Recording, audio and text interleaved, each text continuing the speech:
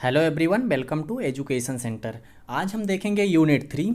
और यूनिट 3 में क्या है हमारा संघ राज्य क्षेत्र। ठीक है, क्या है आज का हमारा टॉपिक संघ राज्य क्षेत्र मीन्स भाग 1। अनुच्छेद 1 से लेकर 4 तक आता है संघ राज्य क्षेत्र में। पहली चीज़ तो आपको ये भी ध्यान रखना है कि जो हमारा संघ राज्य क्षेत्र है, ठीक है, इसमें कितने अनुच्छेद आते हैं। तो अनुच्छेद टोटल 4 आते हैं। अनुच्छेद 1, 2, 3 एंड 4। इतनी बात आपको क्लियर हो गई होगी। ठीक है, अनुच्छेद से रिलेटेड अब हमको सबसे पहले क्या पढ़ना है, आर्टिकल नंबर 1, अनुच्छेद नंबर 1। ठीक है, भारत राज्यों का संघ होगा, ये तो भाई बहुत ही ज़्यादा इंपॉर्टेंट बात है। ठीक है, India that is Bharat will be union of the states. ठीक है, मतलब क्या होगा, भारत राज्यों का संघ होगा, अर्थात राज्यों को अलग होने का अधिकार नहीं होगा भारत से। ठीक है, भारत से राज्य अलग नहीं हो सकते हैं। पहला पॉइंट, आज़ादी के बाद राज्यों को 4 वर्गों में बांट दिया गया। ठीक है, कितने वर्गों में बांटा गया, 4 वर्गों में बांट दिया गया। और उस समय कुल राज्य कितने थे, 27 राज्य थे। और आज कितने हैं, आज 28 राज्य हैं। ठीक है, स्टेट कितने हैं, आज 28 हैं। और इसके यूनियन टेरिटरी कितने हैं, ठीक है, जिसे आप बोलते हो केंद्र शासित प्रदेश, तो वो कितने हैं, 9 हैं। 9 केंद्र शासित प्रदेश और 28 राज्य हैं इस समय पे भारत में। ठीक है, और देखते हैं, कांग्रेस भाषा के आधार पर राज्यों को पुनर्गठन को स्वीकार करते थे। ठीक है, मतलब क्या है, कांग्रेस जो थी वो भाषा के आधार पर राज्यों के पुनर्गठन को स्वीकार करती थी। और जून 1947 में राज्यों के पुनर्गठन के लिए धर आयोग, ठीक है, धर बोले तो सीधा यहाँ पे करेक्ट कर लेना आप, दर आयोग। कौन सा आयोग, दर आयोग का गठन किया गया। ठीक है, और उसमें क्या हुआ, उस आयोग में ये कहा गया कि जो राज्य होगी वो भाषा के आधार पर नहीं बल्कि प्रशासनिक कुशलता के आधार पर बनेंगे। मतलब दर आयोग में राज्य भाषा के हिसाब से नहीं बनेंगे। इस आयोग के अकॉर्डिंग किसके अकॉर्डिंग बनेंगे, किसके अकॉर्डिंग बनेंगे, प्रशासनिक कुशलता के अकॉर्डिंग। किसके अकॉर्डिंग, प्रशासनिक कुशलता। ठीक है, प्रशासनिक कुशलता के अकॉर्डिंग बनेंगे। ठीक है, राज्यों के निर्माण के लिए कांग्रेस ने दूसरा आयोग बनाया। ठीक है, इसके बाद, ठीक है, यहाँ पे देखना आप, जेबीपी आयोग इसके बाद बना। ठीक है, तो दिसंबर 1948 में राज्यों के पुनर्गठन के लिए जेबीपी आयोग का गठन किया कांग्रेस ने। जेबीपी आयोग का क्या मतलब होता है, यहाँ पे समझना, अच्छे से समझना। जेबीपी आयोग का मतलब, यहाँ पे थे जवाहरलाल नेहरू, ठीक है, जेएल नेहरू आप बोल सकते हो।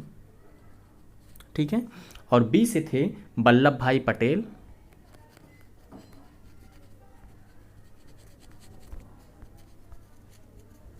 ठीक है, और पी से थे पटभी सीतारमैया। क्या नाम था इनका, पटभी सीतारमैया। ठीक है, ठीक, अब क्या हुआ कि जेबीपी आयोग ने जो अपनी रिपोर्ट बनाई, ठीक है, जो जेबीपी आयोग ने अपनी रिपोर्ट बनाई, उसमें क्या हुआ कि जेबीपी आयोग की रिपोर्ट के बाद तेलुगु आंदोलन प्रारंभ हो गया। और 56 दिन की अनशन के बाद श्री पोती रामल्लू का देहावसान हो गया, मतलब वो मर गए। ठीक है, इतनी बात भी आपको समझ में रखनी है। तो हुआ क्या कि आगे पंडित जवाहरलाल नेहरू ने 1953 में आंध्र प्रदेश राज्य का गठन कर दिया। और इस प्रकार भाषा के आधार पर गठित होने वाला जो पहला राज्य बना वो क्या बना, आंध्र प्रदेश। ठीक है, इतनी बात आपको अलग से ध्यान में रखनी है। इसके साथ ही फजल अली आयोग का भी गठन किया गया। आयोग में इसमें 3 सदस्य थे, फजल अली, केएम पंडिकर और हृदयनाथ कुंजरू। इसमें 3 थे ये, इसमें फजल अली आयोग में। ठीक है, और नेक्स्ट पॉइंट की बात करें तो आयोग की रिपोर्ट जो थी वो कब प्रकाशित हुई 1956 में। फजल अली आयोग ने 16 राज्य और 3 केंद्र शासित प्रदेश बनाने की सिफारिश की। और इसी आधार पर 1956 में राज्य पुनर्गठन अधिनियम पारित हुआ। इसके लिए 7वां संशोधन 1956 करना पड़ा। ठीक है, इतना तो कुछ हमने इंपॉर्टेंट चीज़ें बता दी आपको। ठीक है, अब देखो जो फजल अली आयोग था उसमें कुछ पॉइंट आप सुनते रहना, बस आपको लिखना उठना नहीं है। ठीक है, सिर्फ सुनना है। ठीक है, जो फजल अली आयोग था इसकी रिपोर्ट में जो 4 शर्तें थीं, कुछ 4 शर्तें इन्होंने रखी। तो पहली शर्त इन्होंने रखी कि भाषा के आधार पर राज्य बन सकता है। दूसरा, प्रशासनिक कुशलता के अनुसार भी राज्य बन सकता है। सामाजिक व राजनीतिक चेतना से भी राज्य का गठन किया जा सकता है, और अगर आर्थिक कुशलता है तो उसके अकॉर्डिंग भी राज्य बनाया जा सकता था। और आपको मैं एक और पॉइंट बता दूं, जो पटभी सीतारमैया थे जो जेपीपी आयोग में थे, ठीक है, जेपीपी आयोग जो बनाया गया था दिसंबर 1948 में, उसमें क्या हुआ कि उसमें जो पटभी सीतारमैया थे वो कांग्रेस के वरिष्ठ नेता थे, ठीक है। और एक पॉइंट इनको ध्यान रखना है कि मध्य प्रदेश के पहले राज्यपाल भी थे पटभी सीतारमैया, ये बहुत ज़्यादा आपको ध्यान में रखना है, ठीक है। 1939 ईस्वी में कांग्रेस के अध्यक्ष पद पर चुनाव होने थे, और उसमें पटभी सीतारमैया उम्मीदवार के रूप में थे, और इनके सामने सुभाष चंद्र बोस भी थे, ठीक है। इस चुनाव में क्या हुआ था, बोस की जीत हुई थी। इस जीत के बाद सुभाष चंद्र बोस ने कांग्रेस से त्यागपत्र दे दिया और पश्चिम बंगाल में जाकर अपनी नई पार्टी बना ली, ठीक है, जिसका नाम इन्होंने फॉरवर्ड ब्लॉक रखा था। और ये पार्टी कब बनाया था इन्होंने, 1939 के समय बनाया था। ये थी थोड़ा सा बैकअप को जो आपके सुन के समझ के रखनी है, ठीक है, कि कांग्रेस पार्टी से अलग हुए थे कौन, ठीक है, कौन अलग हुए थे, सुभाष चंद्र बोस हुए थे, ठीक है। और उन्होंने एक नई पार्टी बनाई थी जिसका नाम रखा था फॉरवर्ड ब्लॉक रखा था। तो हुआ क्या, उसके बाद क्या हुआ, जेपीपी आयोग की रिपोर्ट आई थी और ये कहा गया कि राज्य भाषा के आधार पर नहीं बल्कि प्रशासनिक कुशलता के अकॉर्डिंग बनेगा, ठीक है। ये बात आपको मैंने पहले ही बता दी। फिर श्री पोलती लाल रामल्लू ने भाषा के आधार पर अलग राज्य आंध्र प्रदेश के लिए अनशन पर बैठ गए, और इसी के बाद वो मर भी गए। लेकिन फिर क्या हुआ, मरने का उनका फ़ायदा ये मिला कि आंध्र प्रदेश को भाषा के हिसाब से बना दिया गया, ठीक है, इनके बलिदान के अकॉर्डिंग। और कब बनाया, 1953 में, ठीक है। ये बात आपको अलग से ध्यान में रखनी, ये तो पूरी स्टोरी हो गई आपकी, ठीक। अब उसके बाद फजल अली आयोग आया था, इतना सब कुछ हमने डिस्कस कर लिया है, ठीक। तो उस समय पे क्या हुआ कि इस आयोग था उसमें 3 केंद्र शासित प्रदेश और 16 राज्य बनाए जाने के लिए बोला गया, ठीक है। और फिर एक और पॉइंट आपको सुन के समझ के रखना है कि 1956 में 6 केंद्र शासित प्रदेश और 14 राज्य उसी समय बना दिए गए थे, और इस समय पे आपके 9 केंद्र शासित प्रदेश हैं, ये भी बात आपको ध्यान में रखना है, ठीक है।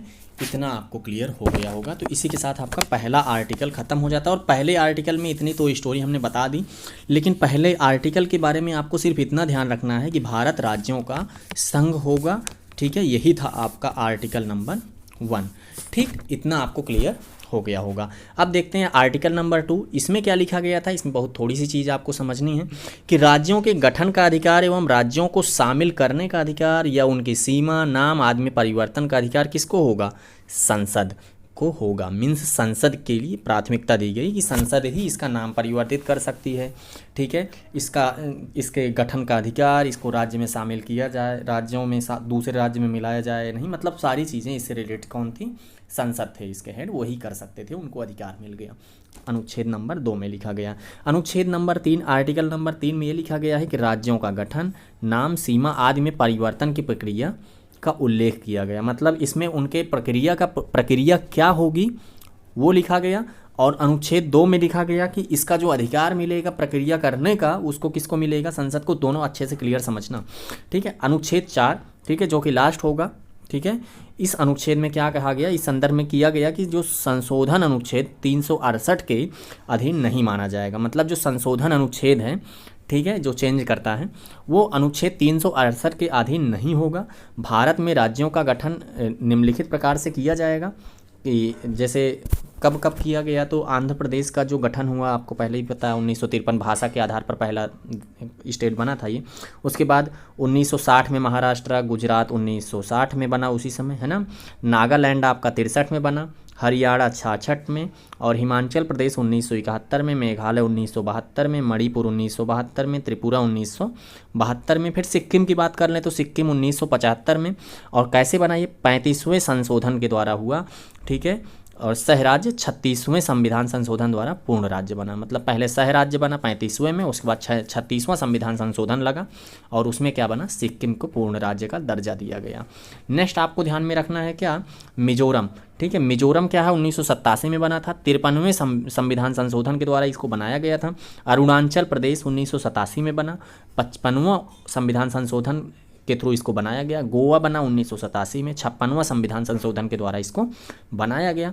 छत्तीसगढ़ 2000 में बना, 84वां संविधान संशोधन के द्वारा इसको बनाया गया। और इसके समय पे 3 बनाए गए, छत्तीसगढ़, उत्तराखंड और झारखंड। ये सारे के सारे किसके हैं, 84वें संविधान संशोधन के थ्रू, और सारे के सारे 2000 को ही बनाए गए, ठीक है।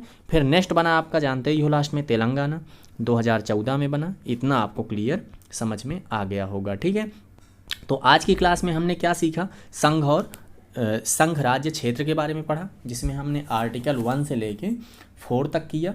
ठीक है, और आपको मैं कुछ पॉइंट बता दूं कि जैसे नए राज्यों के निर्माण को आर्टिकल 368 ना समझा जाए, अकॉर्डिंग टू आर्टिकल नंबर 4 था।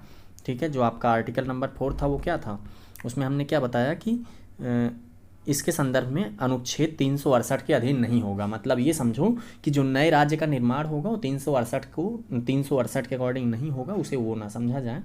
ठीक है, जिसमें संविधान संशोधन का वर्णन दिया गया है। ठीक है, तो ऐसे ही आपके आर्टिकल नंबर 1 से लेके 4 तक क्लियर हो जाते हैं। तो आपको सिर्फ मेन चीज़ें आज की क्लास में, पहली चीज़ तो इतना पॉइंट रखना, अनुच्छेद नंबर 1, ठीक है, भारत राज्यों का संघ होगा, इतना तो मिनिमम आपको याद रखना है। बाकी जितना स्टोरी हमने बात की है वो सब ध्यान रखना है। ठीक है, आर्टिकल नंबर 2, इसमें नए राज्य का निर्माण और नाम में परिवर्तन, बाकी उसकी सीमा रेखा की देख रेख करने का अधिकार संसद को अधिकार दिया गया, ये बात आपको ध्यान रखनी है। आर्टिकल नंबर 3 में क्या लिखा गया है कि जो गठन, नाम, सीमा, ये सब जो राज्य की होगी उसकी प्रक्रिया का उल्लेख किया गया है। ठीक है, इतना बात आपको ध्यान में रखनी है। और एक पॉइंट ये ध्यान रखना है कि जैसे राष्ट्रपति की सहमति से यदि संसद के दोनों सदन पास कर दिए जाते हैं, ठीक है, नए राज्य के निर्माण से, तो राज्य का निर्माण हो जाएगा। ठीक है, मतलब क्या होगा, पहले संसद में बहस होगी, दोनों संसद अगर पास करते हैं प्रस्ताव को तो वो प्रस्ताव दोनों चला जाएगा राष्ट्रपति के, फिर राष्ट्रपति अगर सहमति देता है तब वो नया राज्य बनाया जाएगा।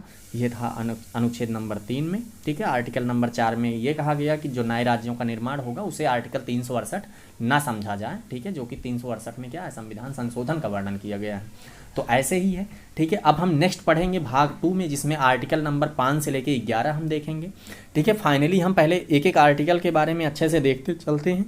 ठीक है, जब ये सारा हम कंप्लीट कर लेंगे तब मैं आपको कुछ ट्रिक बताऊंगा कि संविधान के कुछ जो आर्टिकल हैं जो आपके एग्जाम में ट्रिक टाइप में आपको याद रखनी है। ठीक है, पहले तो आप इनके अंदर तक जानो, क्योंकि कभी कभी क्वेश्चन अंदर से डीप से पूछा जाता है, आर्टिकल नंबर ना पूछ के बताया जाता है, थ्योरी टाइप में क्वेश्चन पूछा जाता है। तो उसके लिए पहले प्रिपेयर हो जाओ, फिर लास्ट में मैं ट्रिक तो बता ही दूंगा, तो आपका वो भी कंप्लीट हो जाएगा। ठीक है, तो मिलते हैं नेक्स्ट क्लास में भाग 2 के साथ में, आर्टिकल नंबर 5 से 11 को लेके।